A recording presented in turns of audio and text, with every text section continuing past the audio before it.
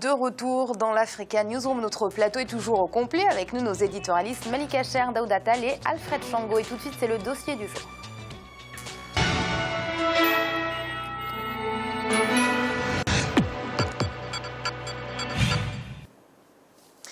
L'éducation des filles, des jeunes filles en Guinée équatoriale, une priorité pour le gouvernement dans une société où les femmes représentent 60% de la population. Des mesures ont été prises en ce sens, mais l'une d'entre elles fait polémique, l'interdiction des filles enceintes dans les écoles à partir de l'année scolaire 2016-2017. C'est un reportage de notre correspondant Léopoldo Enemembansou. Au cours des 5 dernières années, la Guinée équatoriale a fait de nombreux efforts dans le cadre de la scolarisation des filles. Le gouvernement a pris la mesure de l'impact socio-économique de l'éducation des filles depuis leur jeune âge. Dans l'enseignement primaire, secondaire et supérieur, ces efforts ont donné des résultats avec notamment l'augmentation du taux de fréquentation des élèves filles depuis les années 90.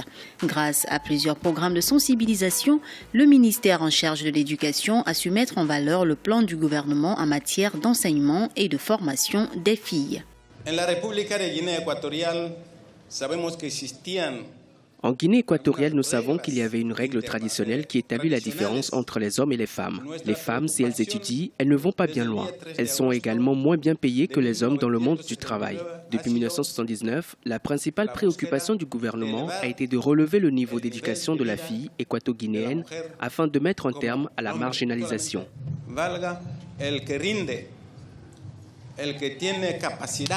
Éradiquer l'analphabétisme, c'est l'un des défis du gouvernement équato-guinéen.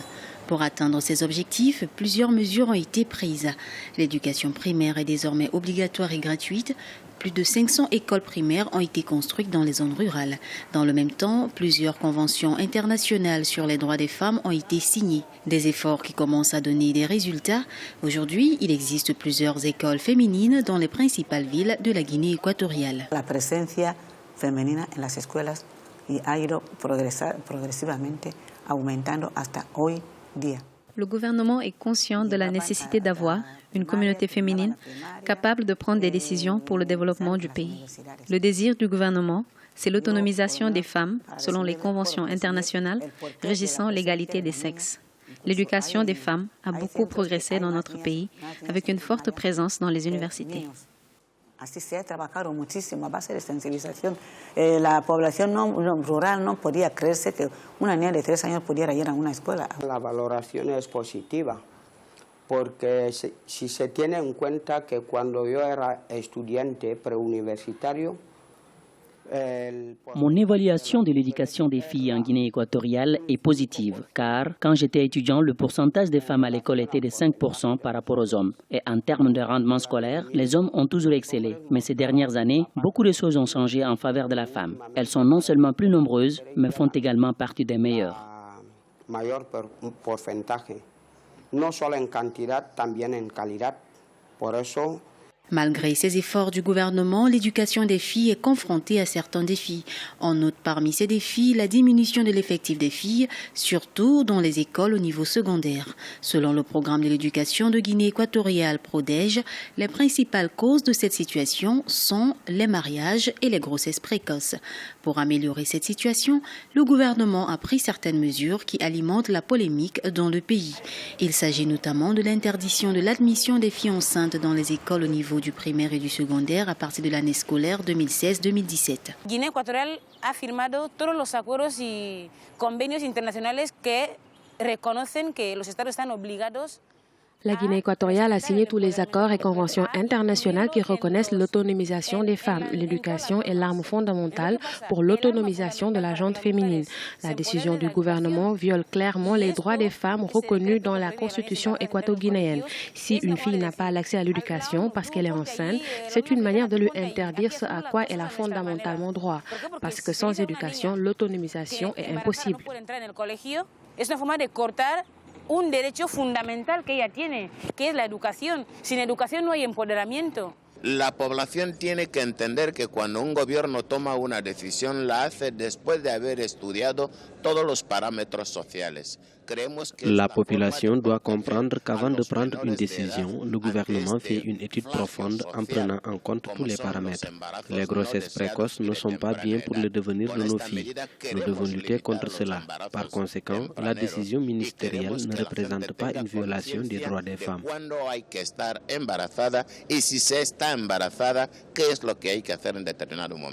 Selon les autorités du ministère de l'Éducation et de la Science, le pourcentage des filles est toujours faible par rapport à celui des garçons dans les écoles secondaires. La décision du gouvernement ne vient donc pas améliorer la situation. À partir de l'année 2016-2017, toutes les filles de plus de 13 ans devront présenter un test négatif de grossesse pour être admises dans les écoles. Nuestros hijos queremos que al menos que sean como nosotras. Nous voulons que nos filles soient mieux instruites que nous qui travaillons déjà. Parce que si ma fille tombe enceinte pendant l'année scolaire, je deviendrai la mère de son enfant. Je ne pourrai plus aller au travail parce que je serai obligée de prendre soin de mon petit-fils pour que ma fille puisse continuer son éducation.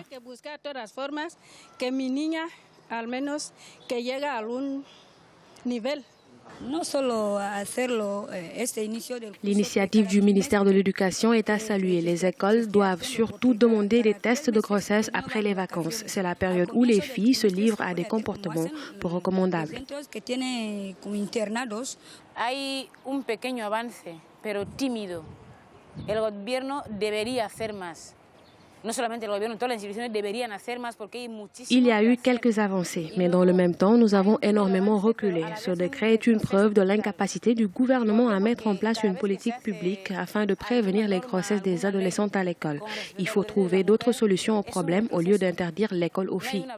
Ce décret qui dit que le gouvernement guinéen est incapable, pratiquement, d'implémenter une politique publique qui consciencie. Le gouvernement équato-guinéen a fait des efforts pour améliorer la situation des femmes. Un ministère des Affaires sociales et de l'égalité des sexes a même été créé. De même, le paragraphe C de l'article 13 de la Constitution du pays reconnaît l'égalité des genres dans tous les secteurs d'activité. Mais toutes ces mesures sont encore loin d'améliorer la situation de la femme dans le pays. L'éducation étant le socle du développement, beaucoup d'observateurs estiment que de nouvelles mesures devant faciliter l'instruction des filles devraient être prises. Les mariages et grossesses précoces sont souvent des causes d'abandon scolaire par les jeunes filles à travers le monde entier. En Guinée équatoriale, le ministère de l'Éducation et des Sciences a donc interdit l'admission des filles enceintes dans les écoles à partir de l'année scolaire 2016-2017. C'est une mesure qui fait polémique, bien évidemment. Messieurs, j'aimerais vous entendre tous les trois sur cette mesure. Alfred, peut-être ouvrir le débat. C'est un scandale. On salue souvent ici les efforts qui sont faits par la Guinée équatoriale pour transformer, améliorer la condition des équato-guinéens, les efforts pour le développement économique, etc. Mais là, c'est une mesure qui est tout à fait stupide. Pendant qu'on y est, pourquoi est-ce qu'on ne fait pas faire à tous les autres le test de VIH pour savoir si on est atteint de VIH, donc on ne va pas à l'école, on est atteint de la tuberculose, on ne va pas à l'école. J'ai dit c'est une mesure de stigmatisation et de discrimination qu'il faut condamner fermement. Mais enfin, la Guinée équatoriale a signé tous les accords possibles du monde pour permettre justement l'égalité de droits et puis le droit à la scolarisation des jeunes filles. Comment peut-on écarter justement ces jeunes filles-là en disant elles sont enceintes, elles ne peuvent plus aller à l'école? Mais les responsables de ces grossesses-là, on en fait quoi? Ce sont des hommes, non? Est-ce qu'on les poursuit pour dire mais pourquoi vous avez enceinté une jeune fille de 13 ans ou de 14 ans, de 15 ans? Et là encore, on est toujours dans le même système, j'allais dire non seulement machiste, mais phallocrate, qui consiste à dire, évidemment, parce qu'elles sont enceintes, c'est de leur faute, mais les hommes, on ne les condamne pas. Donc moi, je condamne fermement vraiment cette décision. Je crois que c'est une aberration absolue de la part du gouvernement équato-guinéen. Daouda, pourrez-vous dire mieux? Mieux, ce sera difficile après ce que vient de dire Alfred. Ce que je peux dire, c'est que quelque part, s'il y a des grossesses non désirées, si les enfants ou les collégiennes sont victimes de ça, c'est que c'est le système qui ne marche pas. puisque ces jeunes filles sont censées être sensibilisées à l'école, puisque l'éducation c'est dans la famille, mais c'est également dans l'école. Donc au lieu de se rendre compte que c'est le système lui-même qui ne fonctionne pas, qui n'affiche pas des résultats, et essayer de l'améliorer, faire une loi coercitive comme celle-là, moi je suis complètement contre, bien entendu. Et après, qu'est-ce que vont devenir ces jeunes filles? Une jeune fille qui est privée de l'enseigne de l'école et qui se retrouve avec un bébé de manière précoce, qu'est-ce que vous voulez qu'elle fasse? Quel est son avenir? Et après, ça va retomber comme un problème, sa vie, en tout cas dans la société équato-guinéenne. Et du coup, c'est l'État qui devra gérer. Donc même en matière d'efficience de politique publique, je ne crois pas que ce soit une bonne solution. Je pense qu'il faut aller plus dans la prévention, dans l'éducation. C'est comme si aujourd'hui vous donnez une note, vous donnez une mauvaise note à un élève, vous dites que c'est l'élève qui est responsable, l'enseignant est aussi responsable dans sa méthode peut-être. Oui, Malik, le cheminement est difficile à comprendre, hein, parce que cette mesure a été prise justement pour augmenter le taux de scolarisation des jeunes filles, mais là on ostracise encore plus ces jeunes filles de 13 ans qui malheureusement en tombent enceintes. Je partage tout à fait les avis d'Alfred et de Daouda. Même si la Guinée équatoriale a fait des efforts en termes d'alphabétisation, de scolarisation, on peut le noter, je pense que c'est une mesure unique. Finalement, ces femmes-là, elles ont besoin justement d'une aide. Elles ont besoin, justement, quand elles se retrouvent dans ce genre de situation, une écoute. Et je pense que face à cette mesure, au contraire, il faudrait faire l'inverse. Quand on a une femme qui tombe enceinte et qui ne peut pas aller sur les bancs d'école parce qu'elle doit s'occuper de son bébé, on doit faire le nécessaire pour lui permettre de continuer sa scolarité. Si elle ne peut pas le faire à l'école, c'est très dommageable, mais on essaye quand même à distance de l'aider, on essaye de lui envoyer des cours, on essaye de ne pas perdre ce fil-là avec l'école. Parce que dès lors que le fil est rompu, son avenir il est incertain, sur le plan professionnel, sur le plan social, sur le plan économique. Donc elle ne pourra pas évoluer d'une manière confortable. On sait très bien qu'il y a un rapport, une différence énorme entre la population masculine et la population féminine dans nos pays africains. Les femmes sont souvent victimes d'ostracisme dans tous les domaines. Donc si on continue par ces mesures-là, on va renforcer cet ostracisme-là. Et je pense qu'il faut véritablement venir en aide, les écouter et leur permettre de continuer leur scolarité, même s'il y a un passage à vide, entre guillemets, d'une année. Il faut tout faire pour les refaire venir à l'école. Alors, on parle de scolarisation des jeunes filles, peut-être donner quelques chiffres, messieurs. 62 millions de filles à travers le monde n'ont pas accès à l'école. L'UNESCO a souligné les grands progrès qui ont été réalisés par le continent africain. Pour autant, ce sont près de 28 millions de jeunes filles âgées de 6 à 15 ans qui sont toujours privées d'éducation aujourd'hui sur le continent. Daouda, c'est vrai, il y a eu de grands efforts qui ont été réalisés. On ne peut pas le contester. Pour autant, le défi est encore grand. Le défi est encore énorme, Amira, d'autant plus qu'on constate que dans les taux de scolarisation, justement, pour chaque pays quasiment, on peut le dire, voilà, le taux des garçons est beaucoup plus important que le taux des jeunes filles.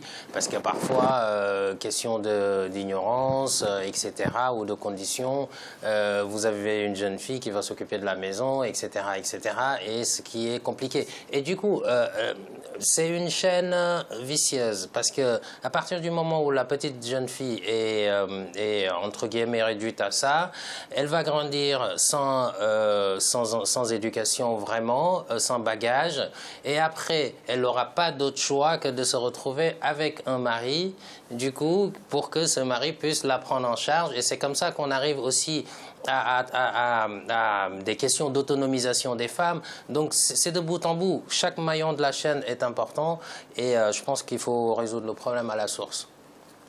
Alfred, qu'est-ce qu'il faut faire? Par où doivent commencer nos États pour forcer ces jeunes filles à aller à l'école?